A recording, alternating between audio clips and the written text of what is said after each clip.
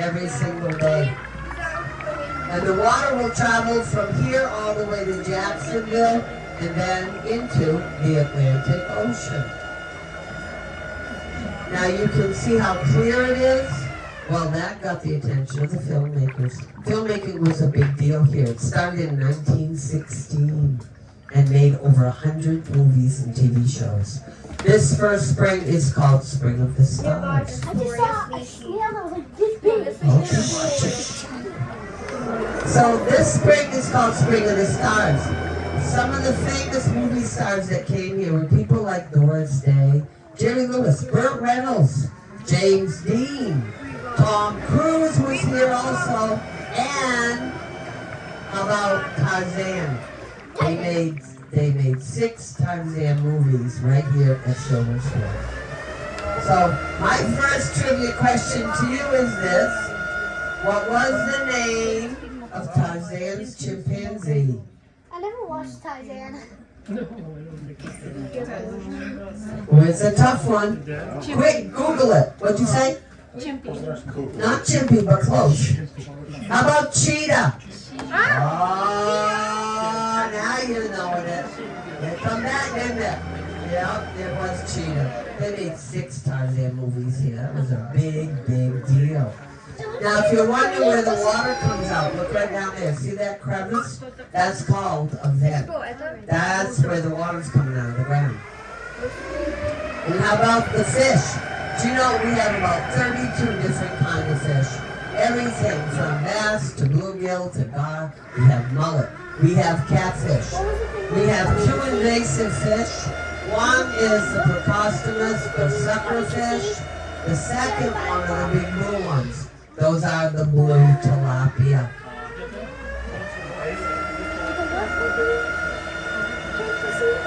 Now this spring is a beauty. This is also from the movies. There was an old movie filmed here called The Creature from the Black Lagoon. So this is the Creature Spring. Look at that. It's gorgeous. And this part, I guess, what they tell me is the opening of the vent on this one. It looks like a cave down there. They said that's where the creature would pop out during the film. I don't know. I really haven't watched it. But I know we have the costumes here. It's up in by the restrooms. There's a whole hall with all kinds of memorabilia in there. And the costume was tricky. The spring is very deep. It's about 28 feet deep. Most of the springs are around 20 and 30 feet deep, somewhere in that range.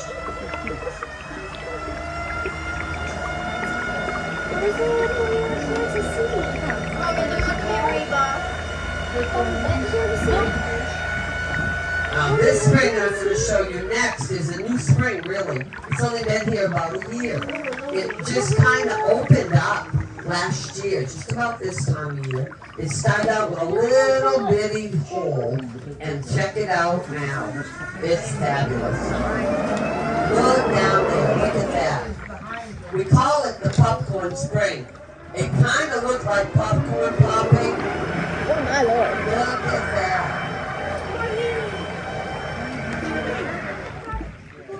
Look at all that. And see, these springs are all fed from an underground river. That river sits down in the earth about 1,000 to 3,000 feet below us. It's called the Florida Aquifer, and it begins way up in South Carolina. It'll run all the way under Georgia, parts of Alabama, and then under Florida. And that's what feeds these springs. Well, the Florida Aquifer also provides water for the whole state, so it has to get refilled. How it gets refilled is rainwater. And in rainy season, we get a lot of that. Well, when the rain soaks into the ground, it literally gets recycled and sent back to us. But you know what? That process takes 20 years. 20 years for that water to come back. When it comes back 20 years later, it's 98.9% pure water, and it's 72 degrees Fahrenheit year-round.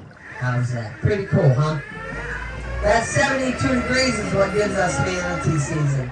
Manatees can't tolerate cold water. If the water's colder than 68, they get hypothermia. So they migrate all over Florida inland for the winter. Then, just a minute, then the summertime, they make their way back out to the coast region, and they're just about done for this year. We haven't been seeing them too much the last couple of days.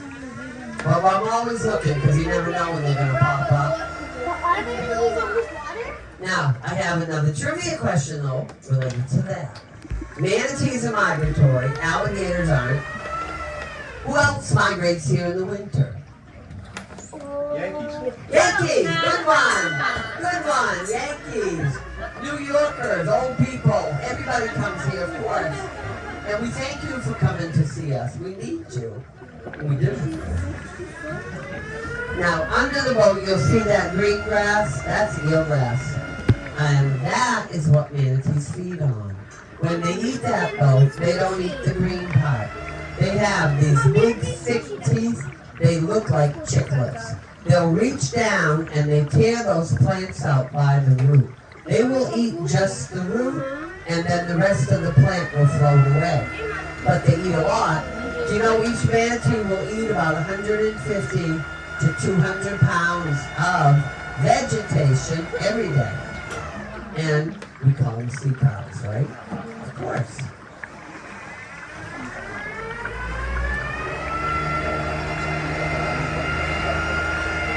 Now this next spring is pretty cool. They call it the Spring of Life. And this one doesn't have a big spring. If you look down, see that looks like a crater?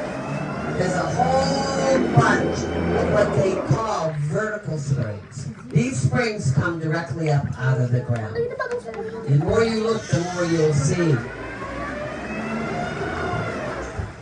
And I have something to show you. As I come up here, you'll see under the boat, there's a long wooden plank. There it is. Well, it's more than just a plank. That is an ancient Native American cypress wood dugout canoe. And it's 500 to 600 years old. Isn't that something? But see, they call cypress the eternal tree. This wood lasts longer than most other types, so they used it for everything.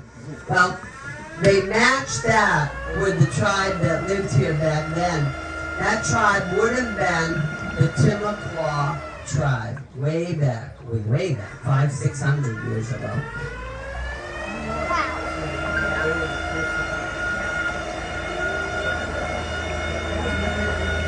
Isn't that pretty how the light hits down there? Wow.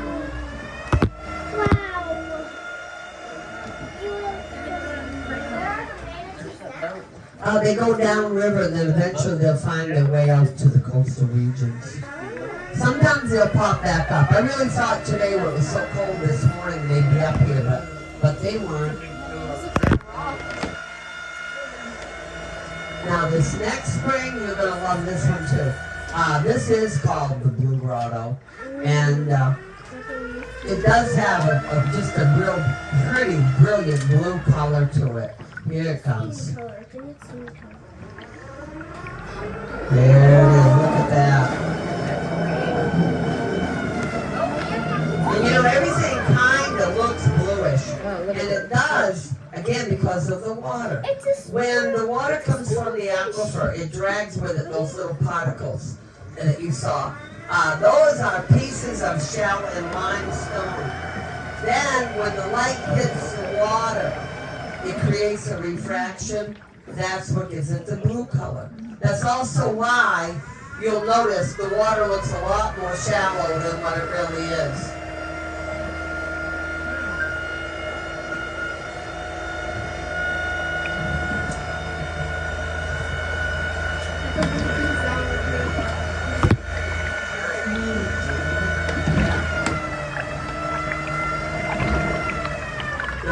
Slow over here. I don't know if he's still here, but we had a big gator laying up on the right side, right over here. Is he still there? Oh, there you go, guys. There's your alligator. I'm so glad he stuck around for you. That is the big one, too. Do not lean on the ground. I see. He's just as happy laying right there. I'll be there. Yep. You know, these animals aren't that active during the day. At nighttime is when they're busy. During the day, they just kind of stay in the sun, take a little swim if they get a little too warm, and that's all they do. And there he I see is. the alligator this close. Well, there you go. Do you want me to put you closer? Yes. No, you see, you're not afraid anymore, are you? Yeah, I figured that was where Prince at. We're so close to the ground. Yeah, you see him in the back.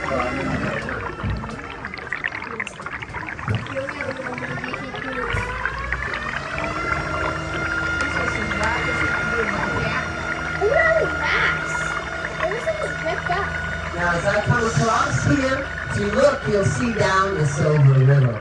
And what a view that is. Look at that. It's gorgeous. And you know, the river isn't all that big. The Silver River is about 5.5 miles long. That's it. And then it hits the Ocklawaha. But sure is pretty. Whoa. That is beautiful. Let's do another one afterwards. I want to come in here. This little spot is so sweet. This is kind of off where the major river part is, and you see the clarity of the water. Look how crystal clear it is. And we got a big old turtle over there too. Where? That's right. That's a big turtle. Huge. That is a big one. Can I go closer to the turtle? What's that? Can I go closer to the turtle? Not really, because it gets a little shallow in there. Now I want to show you this though. This is another cypress tree. This tree is probably close to 300 years old. And there's another turtle. It looks like you could it looks like it fell down yesterday. Look at that. See, it doesn't look 300 years old, does it? No. And see, there's a vertical spring down there too. You'll also notice there's an old boat down there.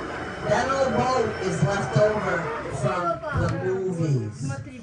See, this park has only been a state park for the last 10 years. At one time, ABC Studios owned Silver Springs, and they owned it for like 30-something years. And that could be why so many TV shows and movies were filmed here. But see that old ship? Isn't that pretty?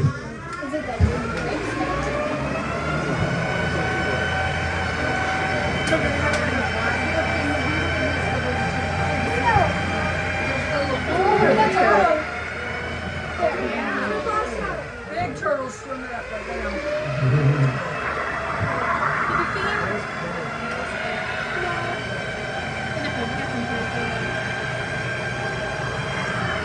I have a tortoise at my house. Yeah, I You have a tortoise?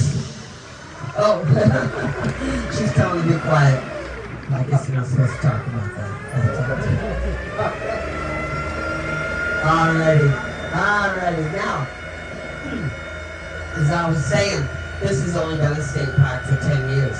This did start out as a theme park years ago. And the theme here was exotic animals. That was the biggest draw here.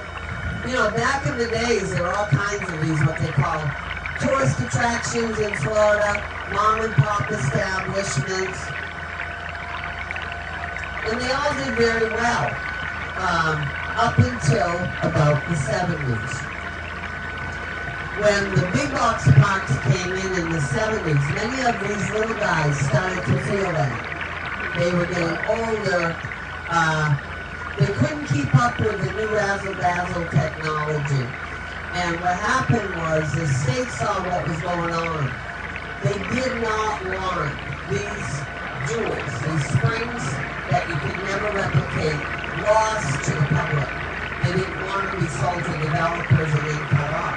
So they came in and they bought many of them. And that is the biggest reason you see in this area so many state parks around the springs. Like even Weeki Wachee, that is now a state park. but that started out as a theme park, and they had mermaids there.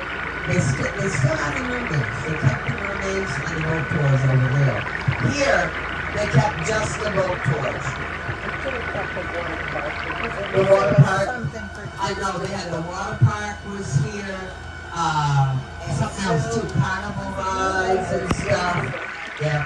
Well, I think part of that reason was they were aging, and the money to keep them and maintain them was too much. So they downsized the whole thing and kept it the way it is now. It's beautiful the way it is. The water park would have been good because there's nothing like that in this area. Right, I know that water park was quite popular from what I understand. But a lot of that is funding and liability and such things when the state owns it. And see, we don't work for the state.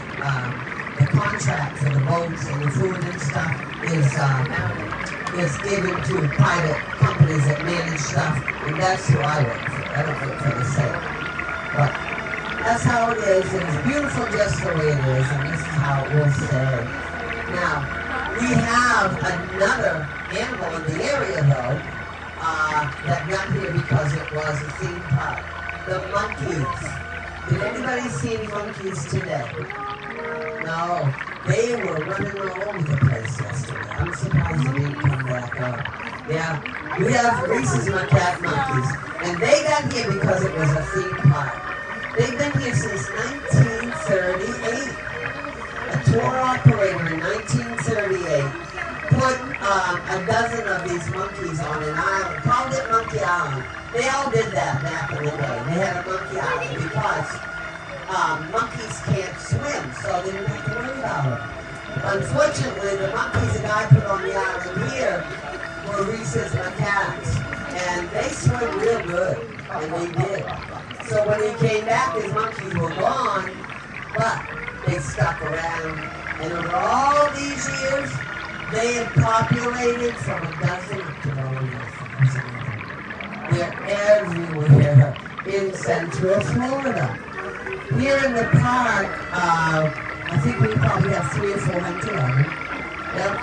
Now the park rangers would rather those monkeys don't come up where we all are for a couple of reasons. One, they think as many as 25% of them may be carrying viruses that if they bit you or scratch you, you might get ill. The second reason, though, is kind of, I think it's not funny, but kind of, those monkeys don't like you. But they don't like me either. And they're known to throw nasty things at us. Yeah. And they're known to have pretty good aim. So, I'm warning you, you may see it. If you do, and they're winding up for the pitch, back up. Because they will do it. Yeah. A lady found that out yesterday. She was on my boat. She said, I was looking at the monkeys, and all of a sudden one of them peed on her. I'm like, well, that's what they do. So, with all the animals in the park, if you see them, be happy you saw them, take a picture. Don't approach any of them, because they're all wild animals. So they can be naughty. All right, let's have a fun thing. How about 5 years of good luck? Whoop, whoop, whoop. Everybody wants that. Right there. See that poor old tree? Well, that tree's kind of famous. It's called the wishing tree. Been here for a long, long time. It used to stand upright, and it looked like a horseshoe shape. So they called it the wishing tree. Now they claim with that tree, if you have your picture taken with it, you're going to get 5 years of good luck. So this is what you do. When you get off the boat, you run right over there. You do that selfie. Everybody knows how. Then you run out to 7-Eleven. Get one of those Mega Million tickets. And when you win, you know the drill. I'll be right here. I'll share it with you. Come back and feed me. All right. Does it cut the grass? No, it really doesn't. It's not that powerful a motor. It's only about 5 miles an hour that we go. All right, guys. I got one more spring to show you. This is the largest spring in here. They call it the head spring. This spring is 55 feet deep. It's 65 feet across, and it puts out 550 million gallons of water by itself every single day. Here it comes. The name of it actually is Mammoth Spring. Check this out. This will wow you. Look at that. It's a wow. And it really is 55 feet deep. Isn't that gorgeous? Wow. I know, it doesn't look it. Now the vent that wraps around the spring, the vent itself wraps around Mammoth Spring about 135 feet around it. And in some places it's 5 feet high. Just massive. This spring is actually responsible for over 50% of all the water that comes into the Silver River will come from Mammoth Spring. Isn't that something? Nice big fish. I saw a water bottle. You probably did. Isn't that gorgeous? With the light hits in there. What's that? The grass looks like it's Well, some of that is algae. It looks fluffy, but it's actually algae. slimy. Now, how about the movies one more time? James Bond movies. Do you know they filmed 4 of them here? One of them was Moonraker in 1979 with Roger Moore. There they are. You look right down, you'll see them. That is Zeus, Poseidon, and Hades. See them? No, I don't see it. They used those in the movie. And then they left 3 of them down there. They were too lazy to pick them up. No, they wanted them down there so people could see them. And, you know, they've been down there a long time. I think they look pretty good for 3 old fellas myself. But, you know, Oh, look at the big statue. it was a movie. They were made from fiberglass. And they get a bath once a month. Once a month, the divers come out. They clean the bottom of the boats. Then they come over there and they clean the algae off them. So they'll be getting a bath here within a week or so. Alrighty. Folks, that is going to conclude our trip. On behalf of Silver Springs and myself, I'm Captain Joyce. You guys have been a great group to have on board, and I truly thank you for coming out. So thank you. I hope you enjoyed your ride. Alrighty. Now, I have one more thing for you. Do you know there is a 100-year-old tradition here at the park? I invite you to participate in that, if you'd like to. That glass that y'all been looking through, it is the world's largest tip jar. So, feel free to place tips and gratuities right on that glass. I'll be thankful for that. And if you'd like to participate, but you don't carry cash, I do have Cash App, Venmo, and Zelle. Thank you. Wasn't that fun? No change. Please, no change. No scratches. Not a wishing well. The tip jar. Good. Thank you for asking, sweetheart, though. Because it will scratch that glass. You can put it in for all of us, okay? Thank you, everybody. Thank you.